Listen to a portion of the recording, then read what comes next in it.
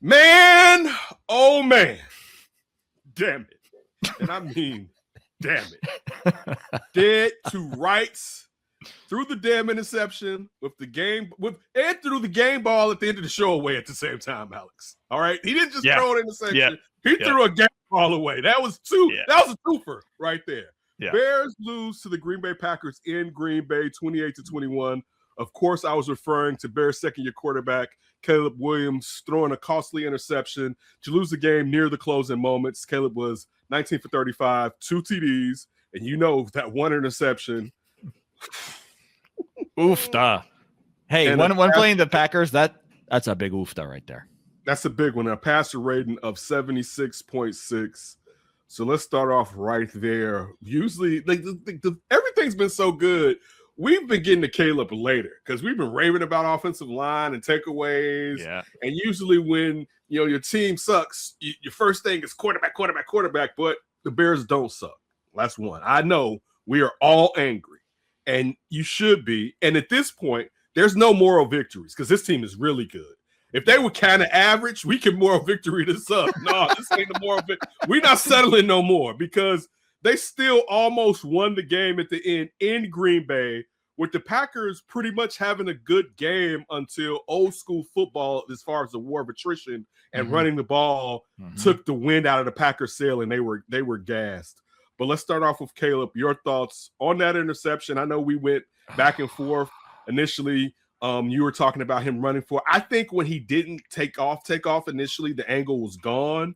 But I think he should have hit DJ on the backside instead of trying to go for it and knock it out. The momentum had swung their way, and they were matriculated in a fashion that they were probably going to score, and he didn't have to go for the dagger. And that was Hollywood Caleb coming back to bite us in the butt. And hopefully he learns this isn't a throw the baby out or the quarterback out with the bathwater.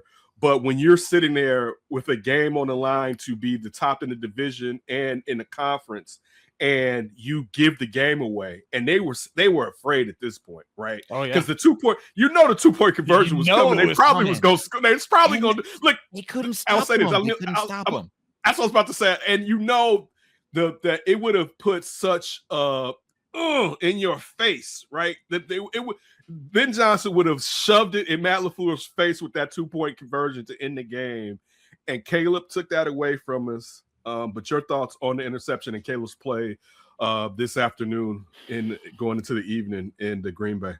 Dude, I have like a billion thoughts on that one play, to be quite honest. I have so many thoughts. There's so much happening there, and there was so much at the end of that game to unpack that I really think, like, typically we go an hour. Like, I feel like I could almost go an hour on that last play.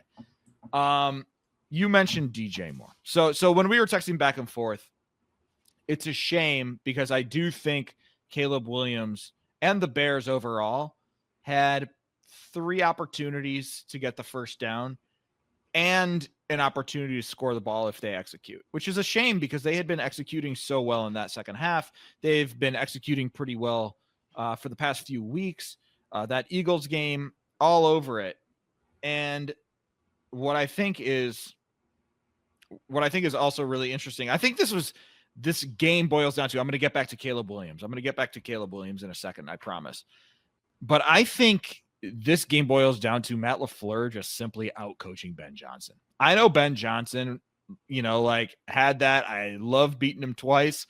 The Packers took that to heart. That was billboard material. And I do think LaFleur and the Packers overall just out-coached the Bears. And I think this play is a great example of that. So let's start there. Let's start with Matt LaFleur and the incredible timeout right before that play, because I am pretty sure I could only watch on Twitter the replays, right? I'm watching this game on my antenna, so there's no rewinding on the antenna. I'm watching that play over and over on Twitter before we do this show.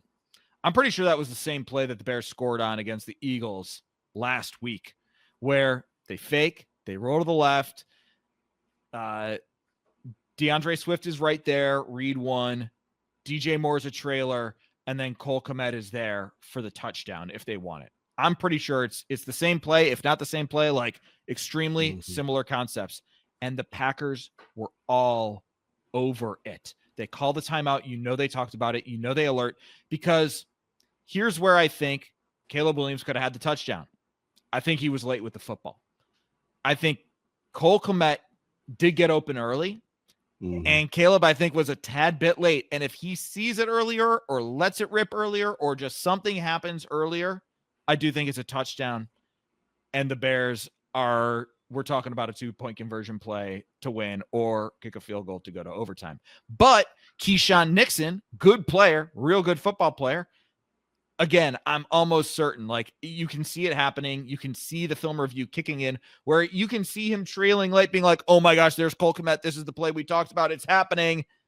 And he covers ground. He makes up the ground. He is initially late, but he covers the ground and he gets in position, and it's an underthrown ball on top of it. So that's missed opportunity 1. I think missed opportunity 2 is if Caleb Williams takes off, and this is something that you talked about. If he just takes off, he's probably got the first down with his legs. And then, yes, I'm not going to hammer the DJ Moore. Like, yes, DJ Moore is open. I'm not going to hammer him on that, because that's got to be his third read. That's open so late in the progression. Like, he's coming open as the play is like already kind of happening, right? The ball's kind of already out as he's getting open, as he's making that decision. It's tough. Like, he's there, and yes, you should not throw that ball because you see Keyshawn Nixon is making up this ground. It's a bad throw. It simply wasn't a good throw. So should he look for his third option? Yeah, probably. But I'm not going to hammer him for being like, oh my God, this is the play we scored on, and he got behind the defense again. And if he makes a good throw, it might be a touchdown still, if he makes one of those spectacular throws we've seen. So that's another opportunity. Here's another opportunity where I think the Bears just could have gotten the first down. If you're iterating off of this jumbo package, Kyle Monangai, I know, got stopped just a moment before that. They hadn't been able to stop the run in that second half. They were running at will. They were getting yards pretty easily on the ground. I think if you just hand the ball off to DeAndre Swift right away, I think he would have been able to get the edge to get the first down. So I think if you get the ball out sooner, it's a first down. If he turns on the gas to scramble, it's a first down. If you just hand off the ball, I think it's a first down. Instead, it's disaster because Caleb is trying to be the hero, which he had been. He had been a hero up to that point. Oh, he was getting the game. He was getting the game ball. He had a game ball. Yeah, he made a bad throw in the worst moment, and the Bears lose.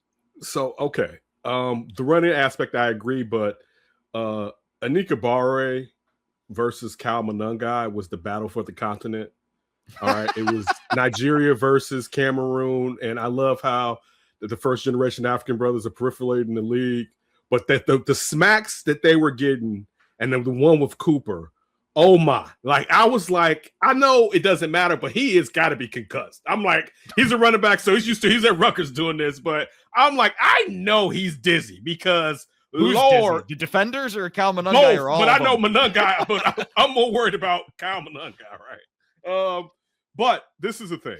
I still, like I said, he would have had to take off right away, which he then probably would have maybe thrown the playoff, because you can see he probably was looking to go for it, is what he was probably looking to do. He was looking to end the game. And I love your call on that being the Eagles play. 2 problems with what Caleb did. He underthrew it, and there wasn't the same amount of room for him to lead the commit like it was. Yeah. So he could throw the arch space. That condensed space, and his accuracy issues popped up right then, right? Because having the field to slightly overthrow it and give commit the chance to fight over the back end for it. And I'm sure he was afraid of throwing it away.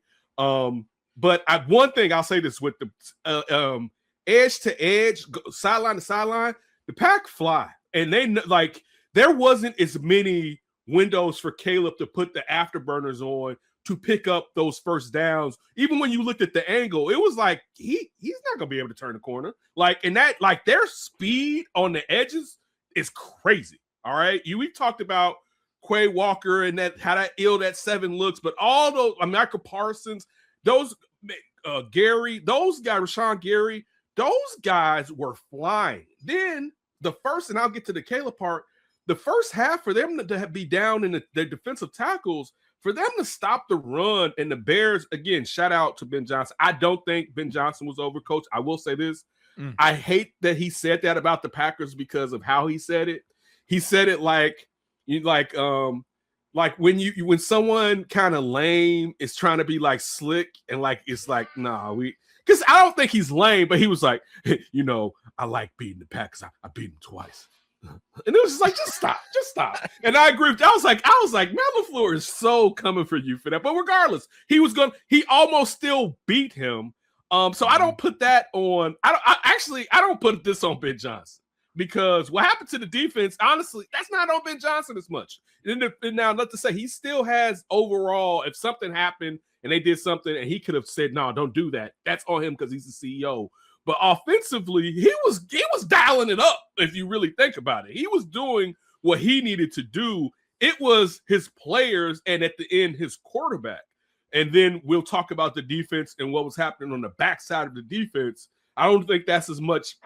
It's only so many decks on the ship that Dennis Allen can move around. I mean, seats on the deck, I mean to say, that Dennis Allen can move around. But that play, DJ had to get that that again, and I'm asking him to do something sitting on my couch. All right, I'm not out there in live action with 250-pound athletic specimens breathing down my neck, trying to commit physical harm on me, and I'm trying to deduce which way I'm going to go. As you said, probably my third option.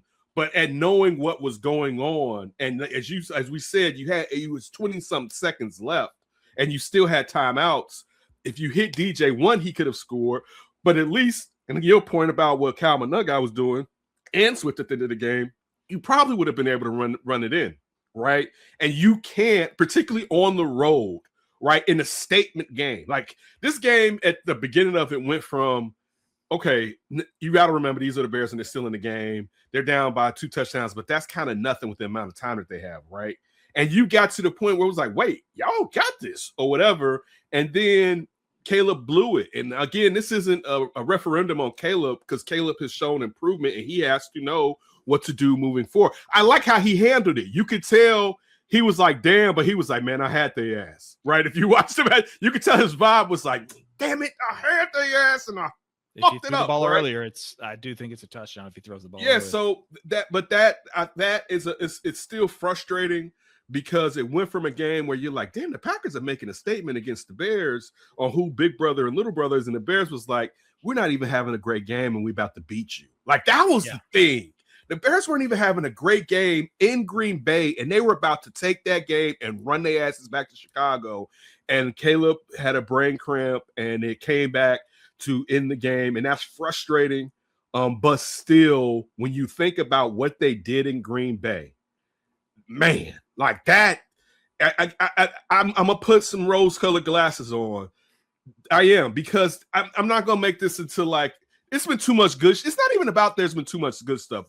A lot of things that we talk about here is building something, and as building this up to almost take that game, and it was just a boneheaded play by your QB that got you. And I won't even say boneheaded. It was an underthrown ball that maybe the touch was off. So it wasn't like he made the dumbest decision, as you said. It was the same play with the Eagles. It just, at that point, he should have went to, and due to that, thinking I could do it again, because you can even tell how he lofted like he did it that game, but it was stronger. Again, it bit them, but there were good signs, because a team that it's still, they have more talent than the Bears, and the Bears have a lot of talent, and they're ahead of schedule than you. You were about to take it in their home, and look, they were waiting for it. This wasn't like you were going to sneak up and take it. They were waiting, anticipating, trying to send a message to the Bears, and the Bears were this close to saying you and where you came from. All right, like, and the click you came, West Side. All right, like they was coming like that, and that hurts. Like I said, ladies were downstairs with me, so I try not to curse, particularly sometime around my daughter. I'm not saying I do, but I said curse word. I had to do like 5 to 6 curse words. Curse word instead of actually using curse word. Just curse word. Like, damn it, Oh man, but yeah, that's the frustrating part. We're gonna be honest with you guys. We're gonna look. We're going through our emotions like you're going through your emotions. So I'm just trying to break it down as we're talking. But go ahead, Alex. I want to elaborate more on what I meant by Matt LaFleur outcoached Ben Johnson. I'm not saying Ben Johnson did a bad job. Mhm. I think Matt LaFleur was more ready for what the Bears were going to throw at him.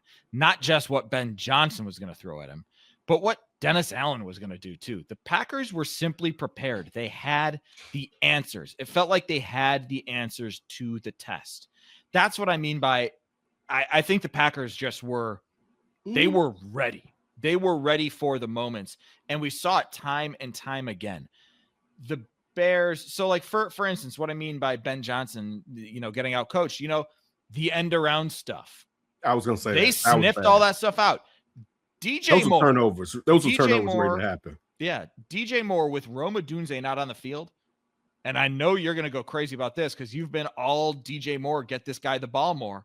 DJ Moore finished his football game with 1 catch for -4 yards. The play that Carl Brooks sniffed out and just destroyed it. They tried a lot more stuff near the line of scrimmage, and it worked a couple of times. But for the most part, guys were screaming down on the screens, sniffing them out, know what was going on. Again, that last play, Keyshawn Nixon, they were ready for that play. On defense, the Bears have been so good on third down getting off the field. They've been really good about setting up blitzing opportunities and disguising pressures and bringing pressures from different places, creating havoc and getting off the field, right? Both creating takeaways and getting off the field on third down. The Packers were 8 of 12 on third down. 8 of 12 on third down. That is a staggeringly high number. And a lot of that was Jordan Love kept beating the blitz. They would bring pressure with Jaquan Brisker. Oh, you know what? We're just going to go right over you. They were bringing pressure with TJ Edwards. Not a problem. We're going to scoot on right by. Bringing pressure with CJ Gardner-Johnson. Like Dennis Allen kept didn't have a great game. CJ Gardner-Johnson did not have, he racked up tackles, but he was behind on a lot of plays. The cover zero play, right? The cover zero play, they recognize, Jordan Love recognizes what's going on. Oh, hey, or I'm sorry, it was cover one. There was a specific play. Jordan Love clearly understands what's going on. Yes, I know. Signals I remember to Christian Watson. They get the man beater on. Watson, it was nobody deep. It was nobody deep and over the middle. And that also, and I'm gonna let you keep rocking. This was Tremaine Edmonds was extremely missed game. Game. Yeah. But that's a moment where, oh, hey, we know exactly what they're doing. We're going to make one check. Yeah, you got it. I got it. Great. You make this one quick slant, touchdown. Right. There's the one play, Jalen Johnson. Tom Brady, hats off to Tom Brady. I got to watch this game like half with the sound on, half with the sound off while my son was taking a nap. So there was one insight I caught from Tom Brady, and if he says it, I believe him. I trust his insight on the game. Jalen Johnson not getting back in space, and the Packers take advantage of it. So, there were a lot of moments where Bears bring the blitz. Jordan Love knows exactly where to put the football for a first down, or recognizing the coverage. I know exactly what to do, and we're going to score right here. Oh, you're dialing up a screen. Guess what? We're going to sniff it out from a mile away. We're going to call a timeout because we have a feeling we know what's coming here. We know what to be on alert for. And then just some unlucky moments where the Bears are trying to make a stand. Big Bill has his great move call that has been so effective over the years, right? His move call to get guys to jump off sides. He gets his own guy. He gets Austin Booker. That helps a score. That helps, the Packers score. So like unlucky moments plus that preparation. Hey, don't jump off sides when Big Bill says move, because we know Big Bill says move. Austin Booker jumps instead. The Packers were just extremely prepared, and they executed. They executed time and time again. I think some of this also falls on Caleb because, and again, we have to see the 22.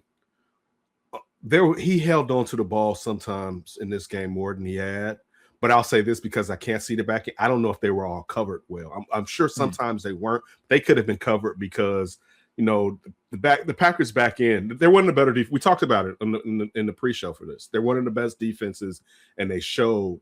And the reason I'm saying this is I think once the Bears couldn't get anything vertical consistently, then they knew to play the screens. You know what I'm saying? Because that's all they were going to have left.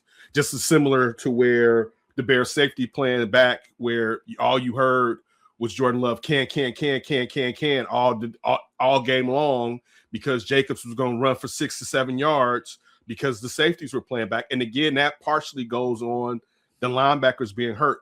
TJ Edwards had like 3 to 4 shoestring tackles on Jacobs, where he got Jacobs almost in the backfield, but Jacobs fell 3 to 4 yards after he got him or whatever. But I think the linebacking core, this to me with the defense, and I don't think are we switching to defense now? Because this seems early in the conversation. I think we're just going wherever this conversation. This is a crazy game, so we're just rip. The injuries showed in this game with the defense, where there's only so many times you can cover up some funk. Jalen is clearly playing hurt. And I think if they had maybe a couple of their other defenders that he maybe would have, I know he seemed like he was still on the snap count, but he may have been able to rest. Kyler Gordon not being there hurt them. I think if Kyler Gordon was there, getting hurt in pregame warmups, man. Yeah, man, like that hurts because so think about everything that Dylan Allen had planned to create pressure, and Kyler's out. You know what I'm saying? Also, how good is Kyler at stopping the run in the backfield? Like being that nickel that can tackle well also. Tariq Stevenson and his physicality, it hurt that he was out. And again, CJ, you just see sometimes with the speed that he's good in certain situations, but then it just the speed got him in this game. Listen, they had that play where Jacobs got past Sweat. Where he lost the contain. No, yeah, I know. What the hell had him dead to rights. Yeah, like what the hell are you doing? Like to be fair, Sweat did make up for that. I think like 1 snap or 2 snaps later with the big sack. Yeah, no, but you're right. I mean, they didn't have answers for Josh Jacobs. You're him on this defense. Like someone has to lead the way up front. You know what I'm saying? Someone has to be the harbinger that here we go. We're coming for you. So that was frustrating to see. And again, look, also I'll flip it. Jordan Love had one of those games where it was like that's why they let Aaron Rodgers go. This was, towards the end of the season, he can get hot if he's healthy, like it was 2 years ago. He was hot. I did think the Bears were going to get an interception on him. They did. I will eat crow. I said that Rome was going to play. I was wrong. On saying Rome was going to play. That was me. My hopes were dashed. And I think if Rome was out there, you would have had a better game. Burton, DJ Moore has more than 1 catch for negative 4 yards. But see, vertically, the thing is too is now with Rome, the top can come off. Yeah, it opens up more in the middle. It opens up so that even the run game would have been better earlier because the threat, the safeties can't sink because of the threat. Even though damn near you don't even need the safeties, how their front 7 was out there playing as far as the Packers. But injury, I'll say of course this is the bad play at the end of the game, but the context, the game was so much more than that one play, even though that one play cost the game.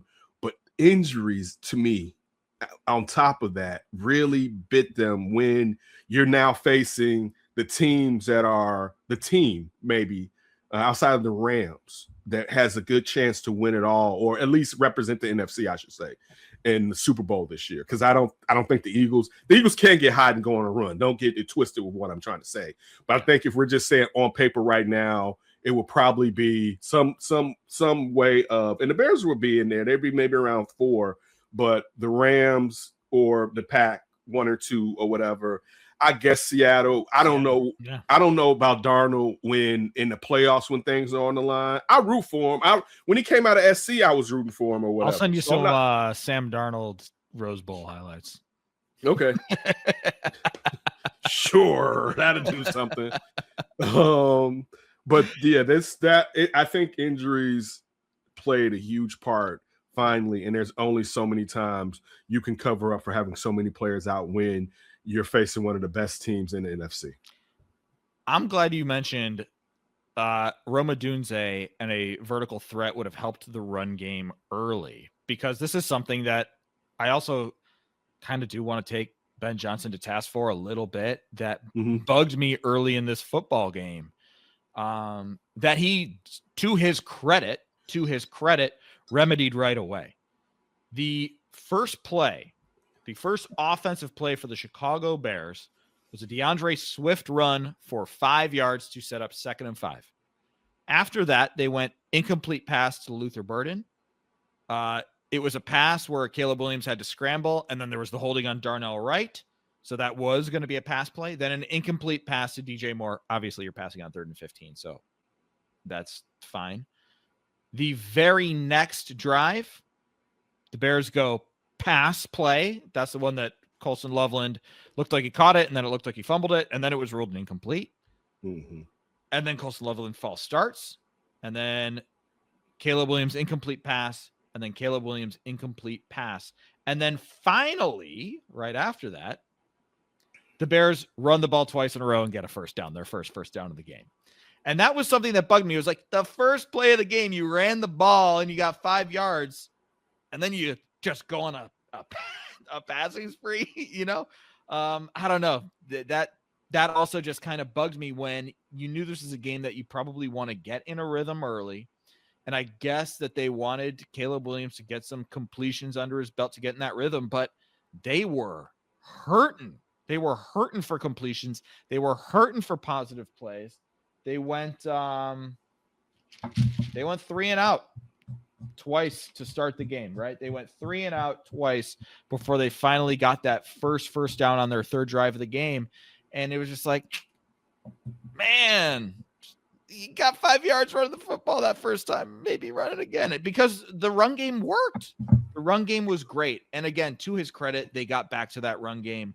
DeAndre Swift and Kyle Monangai, between the two of them, ran it 27 times. Luther Burden carried it another time. So they did get back to that run game, and obviously that run game was very important. DeAndre Swift, 4.8 yards per carry. Kyle Monangai, 4.1 yards per carry. But when you're trying to get your legs under you, I kind of thought that, hey, maybe if you lean on that run game a little bit, maybe you can build some momentum, and then maybe it's not 14-3 early on. But the first series, after the incomplete pass to Burden, Caleb breaks a tackle and runs for 10 yards, and it's a flag. Right, it's holding Darnell for hugging Rashawn Gary. He was hugging him, right? It was lustful, all right. And then he threw, as you said, the beam. Right. No, and like 2 of them could have worked out, right? Right. You're right. Like Colson Loveland, if he catches that, then we're not having this conversation. Right. And then that part, then it's the incompletion to Monangai. He's under pressure. He got rid of it as he should. Then the 3rd series, Swift for 7. Swift gets 1. He completed a pass for Smythe for a few. Picked up. Then this is another thing too. And this is Matt LaFleur being a hell of a coach. They picked up what the Bears were switching on that wham block, and Swift got nothing, right? Like those 2 pulled, and it was like, no, we know y'all like doing this, right? And like most people, they were practicing, and then Caleb was under pressure, threw it away. Parson and Gary were on him. 4th series, Monangai for 3, Monangai for 4, bootleg PA, tight end was covered, goes through his next progression I wrote for Burden for the first, under pressure, barely got the ball off, Dixon and Parsons in tow. Monangai hit Parker like a wall. Monangai hit Packer like a wall. This was when he hit Cooper and the helmet piece flow off. Right. Yeah. Then he got up and kept running, which is again, it's like, man, Cal Monangai. Monangai got 2, Monangai got 4, Monangai got 3.5. And they started leaning on that run game. And then all of a sudden the offense got its legs under them. But it took them until that fourth drive to really lean on that run game, right? That third drive, you picked up a first down with the run game, and then they kind of abandoned it again. So that's just another thing that it just dinged for me early on. It just dinged for me early on that it's like, hey, this is your bread and butter. This is your identity. Why are you throwing the ball over the field when feels like 6 degrees in Lambeau? This is a total black and blue. I don't think black and blue day. Yeah, we're just stating, going through it because this is frustrating. This is a frustrating episode, and it's good frustration because this is not like, man, they'll never, like back in the day, it's like they'll never beat them. This is like, no, they will beat them, but this was another chance to steal. There's nothing better than I'm early to the dance and I'm leaving with the best looking girl that was there. And I wasn't even supposed to be here. And I didn't even think my outfit was going to hit, but it is slamming right now. And that's where they're at. And they almost left out of the back door, and then midnight struck. And that Escalade turned into a hoopty before we could pull off. And I told Alex, I was like, get in the car, Alex, get in the car. He was like, 2 more minutes, Kenneth, 2 more. And he was like, boom. And then everybody saw the hoopty because they thought we had to Escalade. That's what Caleb did at the end of the game. The hoopty jumped out so fast. And it was like, no. I'm sorry. What's a hoopty? A hoopty is a messed up car. Goodness. Okay. A hoopty. A hoopty? Yes. I learned something today.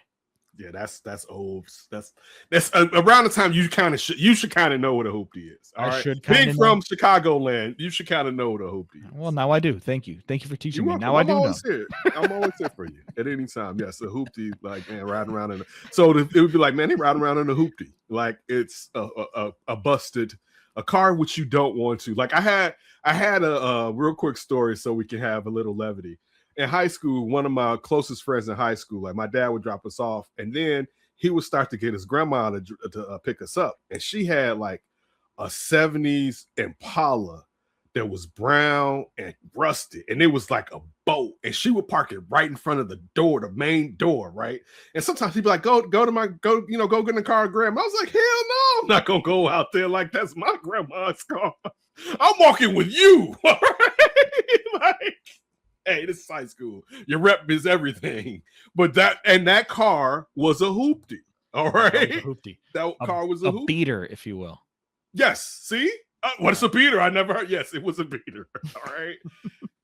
But yeah, that again, just to add some levity because we got to laugh a little.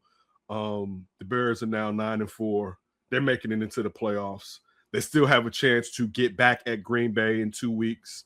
They're going to beat Cleveland, and whatever their coach was doing at the end of that game with taking Shapiro out to go Wildcat for the 2-point conversion. I didn't see that. Oh, Shapiro went for 4 and 1 NO. He had 1 rushing touchdown, 3 touchdowns, and at the end of the game, they were going for 2 to I don't know if it was a tie or win it. It may have been a tie.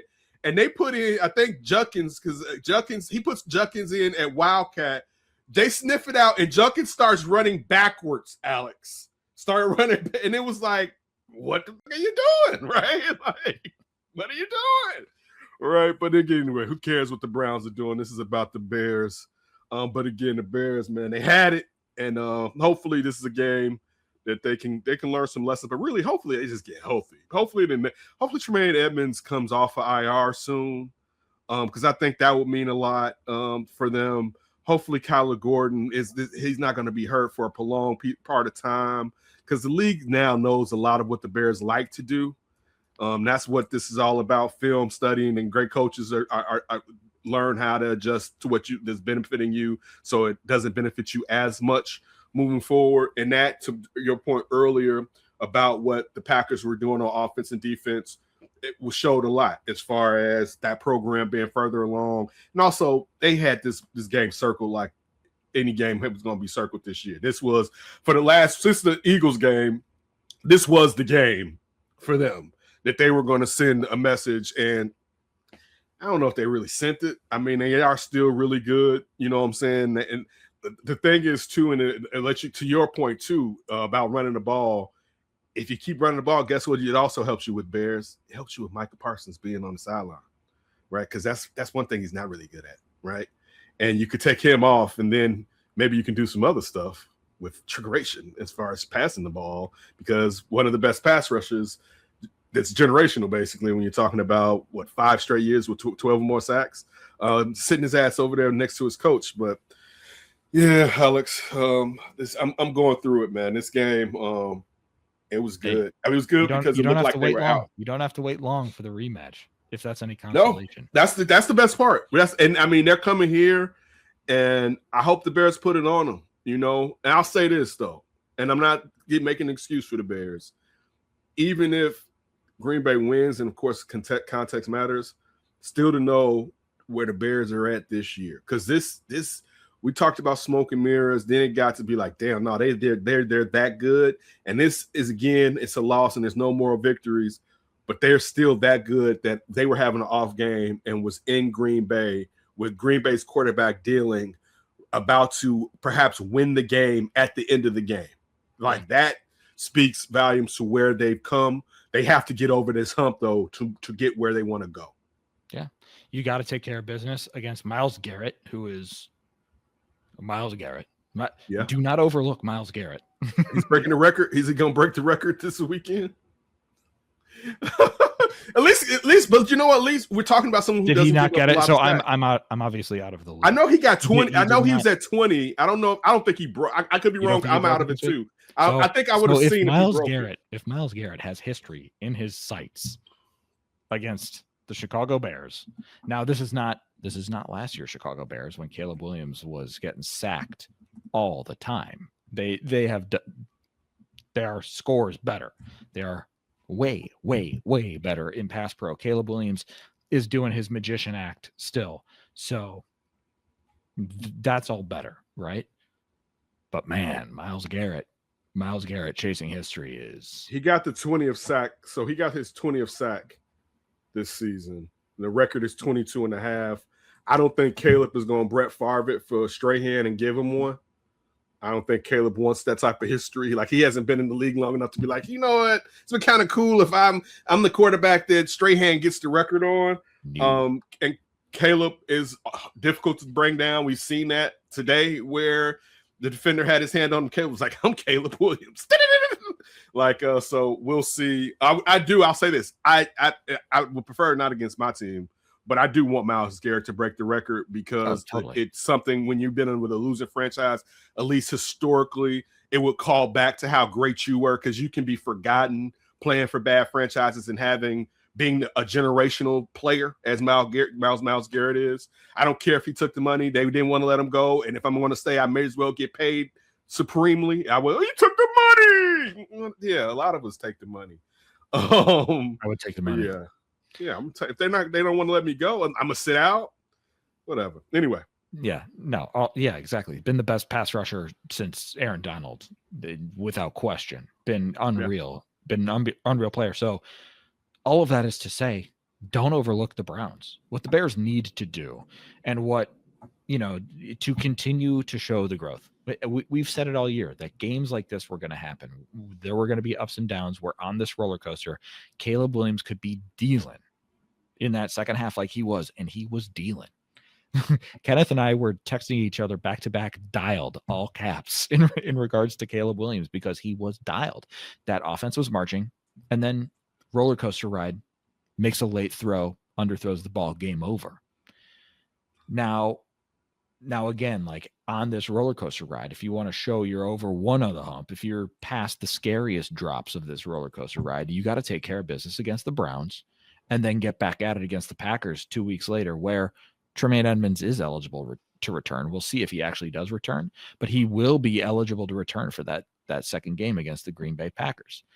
So in years past, this could have been a loss where, okay, now this is the start of a 3-game losing streak, and playoffs that seemed so attainable are now like, whoa, you're on the outside looking in, because things are tight in the NFC. A couple of losses, and all of a sudden they could be on the outside looking in. So is this a new year? Is this a new dawn? Is this a new day? Can the Bears just take care of business against an inferior opponent like they're supposed to as a good team? Are they going to get better? against the Packers is their best yet to come. So, like, yes, today is super frustrating, but it's another measuring stick. It's another moment on this roller coaster ride. And again, I still think there is reason to be optimistic for this team for the future. And now, again, like, Bears, show us what you're made of. Show us what you're made of. Take care of business against the Browns. Show what you learned against the Packers. I think they're beating the Browns next. I'll tell you this: the Browns still won. I'm gonna be upset. Now you're gonna get the rose colored glasses. You know the guy, I forget his name. I think it's something Stallion. He's on social media and like he'll eat something, then he'll throw his glasses or whatever. You know the guy I'm talking about? You don't know that guy? Oh my god. Our algorithm's different. You know my algorithm. Oh yeah, I know your algorithm. Yeah, it's wild. But that's what I will do if the Browns, even with Shapiro playing better, because I would hope they can expose some of his youthfulness as far as making some mistakes. But they better beat the Browns next week, because you know what? Because the standard is higher. You know, like they've been beating everybody, and you ran up against a Packers team that you almost beat. And now you know, okay, we have to get there. We have to get past this. Let's not go back. Like, one thing that we worried about a lot this year was things probably weren't going to be linear as far as we're going to keep rising and going up and going up. They started getting linear like 4 to 5 weeks ago. The quarterback the last 3 weeks has been linear, where it's been going up, going up, going up. And I don't even look at this game as being like, oh my God, he fell back. This was one of those, you got to know what you can do and when you can't do that. I know you are possible to hit home runs, but sometimes you got to take the single and take the double. You know, you got to move the guy along. Just move the guy along. We'll score. We're going to score. Just get the guy on third and we will get him in. Don't worry about it. And he needed to do that. And that's just part of growth moving forward. I do want to say one thing though. And sometimes he got to stop being a high head, because he can end up causing them to get penalties. But Luther Burden had a really good game today. And that's good to see. His ability for yak after contact is always apparent. So those things where you need to find ways to get these versatile receivers that you have open more often. Also with these tight ends, Caleb had that great over the shoulder throw up the sideline. You know, there were the times Caleb has to be more consistent with getting the ball to receivers, and he has to have more completions. You can't be shooting NBA numbers out here, good field goal percentages. You need to be doing better than that.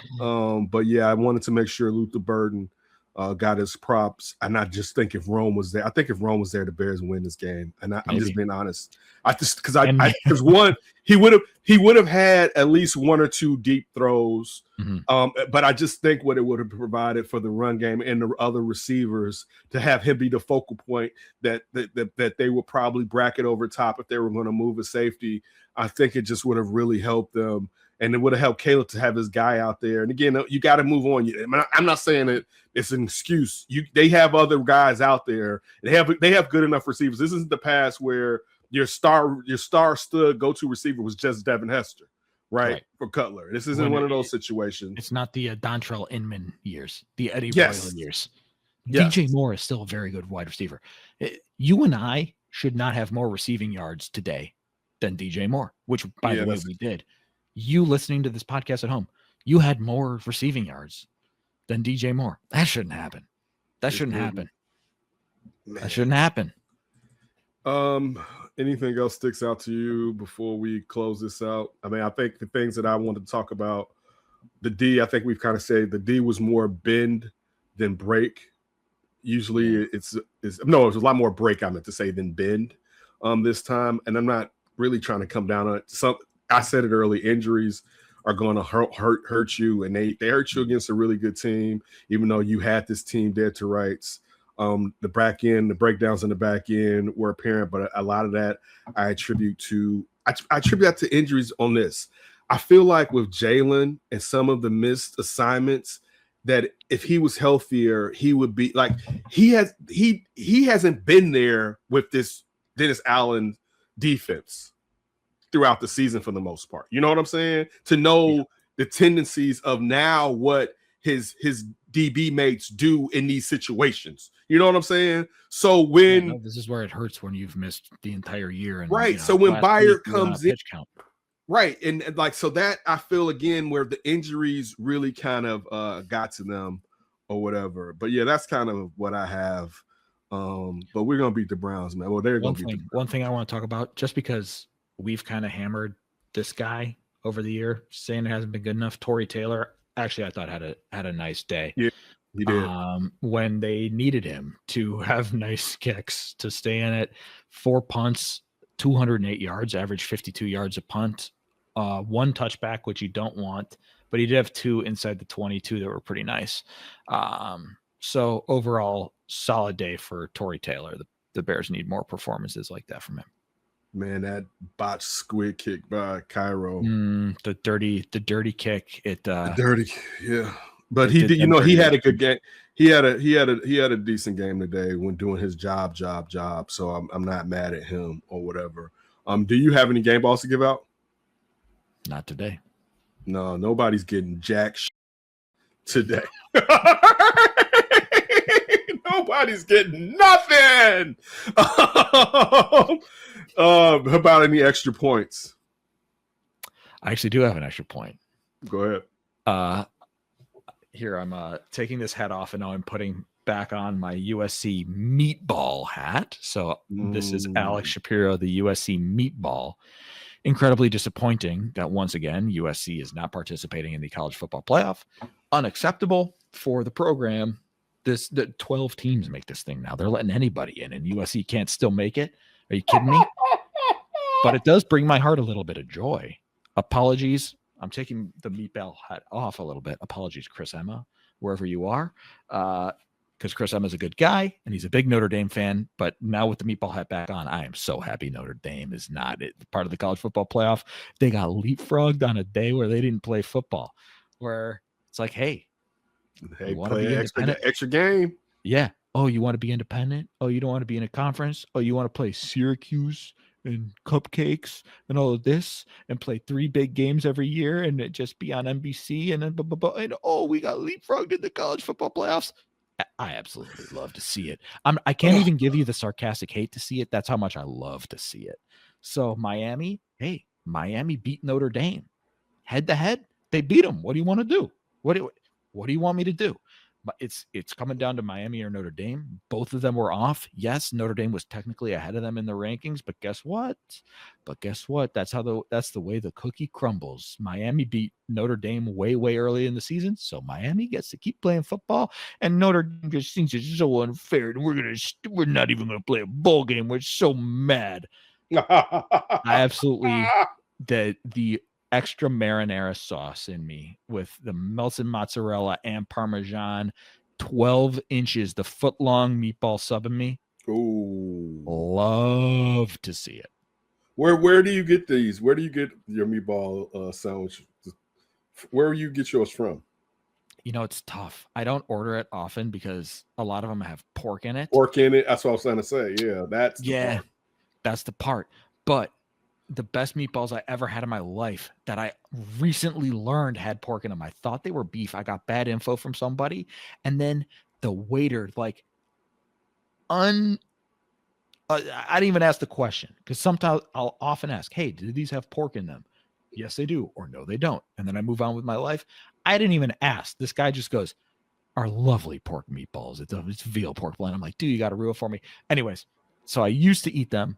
Lavo in Las Vegas. Lavo in Las Vegas had the most phenomenal meatballs, and they had this cocktail called the Meadows. It was like vodka blueberry. I'm a fruity cocktail guy. I own it. I love it. I love a blueberry vodka cocktail. It's delicious. I don't understand why you got to get on my case about me liking a blueberry vodka cocktail. I know you're out there. Those meatballs at Lavo in Las Vegas. I'll see you there. I've put in my request for Fish at Sphere. I'll see you there at Lavo, not eating the meatballs before Fish at Sphere. Hopefully we'll see how the ticket request goes out. I get mines usually when I used to work off Van Buren from Fontano's. It's right there on Van Buren. Yeah. And the one that's on 95th out in Beverly. They have pretty good meatball sandwiches. You just got to do it, get it right. But they have and usually they're not stingy. Like when I was a kid, I didn't like meatball sandwiches because I didn't think the proportions was right. Where it's like, what about that back end? So like someone who breaks it up and makes sure it fills the sandwich, they're those people. They do that for the most part. And that's like, don't disrespect me and like have like 3 meatballs and one half of this. It's like, no, you got 2 bread bites just to get to yeah, the first like meatball. dude, don't play me like that. Don't play me like that. But also, I'm happy for your extra point where you went because mine's is going the college football playoffs. Also, of course, my family is from Alabama. I don't think Alabama deserves to even be in the damn thing. Georgia beat the brakes off of us. Kirby, we've gotten you. I can't even hate Kirby because we got you so many times. Listen, I talked to Tony Gill, my other Alabama brother. Kelly, you got 1 more year that this better not happen, all right? I've defended you, all right? I've defended you, but I mean, it's one. We talk a lot about context. Y'all got y'all asses beat, all right? Georgia put it on. Like, I wasn't even mad after a minute. I was just like, can this game just end? Because Georgia let it be known. Man, Kirby, shout out to Georgia. Shout out to Jay Hood and everybody I know that are Georgia fans. Y'all got it. I told him I told him I thought Alabama was probably going to lose, and I said I don't care because I am full of You hedged your happiness. You hedged your happiness there. No, you get 6 of them. I always tell Tony this. Some of it you just got to be like, damn. Like I could be a Patriots fan during that era, and I'm like so upset, right? It's like, give me like 5 years, all right, to kind of I can't. Like Nick Saban was just dropping off championships like Christmas gifts. All right, so like I can't get mad. But yeah, I'm giving you 1 more year. Get you together. I'm coming back. We're not playing this stuff next year, and you're gonna have more of your players there going into your 3rd season. Mr. DeBoer, take care of that business. All right, roll tide roll, because you got rolled by Kirby Smart and those Bulldogs. All right, everybody, we always appreciate you sitting here with us during the Windy City podcast. If you watch or you listen, we're thankful that you take the time. Yes, the Bears did lose in Green Bay. Yes, the Bears quarterback had a bad play at the end of the game. It's not the end of the world because they're still one of the better teams within the NFC. And that's proof by some of the things that happened today with a roster that's been defeated. And I know everybody has injuries at this point of the season, but still, it's the truth. Green Bay doesn't have anywhere near the injuries. I know that Kraft is out, but they don't have the injuries that the Bears have right now. And I mean, even when you look at the Bears' offensive line, how well they've played, man, that Packers heat. See, boy, what? You straight for that damn pass rush, it changed your life. But yeah, we'll be back during this week to preview the Cleveland Browns game before the end of the week. And of course, after the Browns game, Alex and myself here at the Windy City Podcast will be here to break down the victorious Bears as they beat the Shedeur Sanders Browns, even though who knows, Stefanski may sit them and go Wildcat or put in Dylan Gabriel and let him throw for 6,000 attempts. But we appreciate you taking the time as we try to bring you a little bit of levity on this Bears loss to the hated Green Bay Packers. Don't worry, 2 weeks, they'll be here, and the Bears will get them, and we'll be here to celebrate it. See you midweek. Be safe, and we always appreciate it.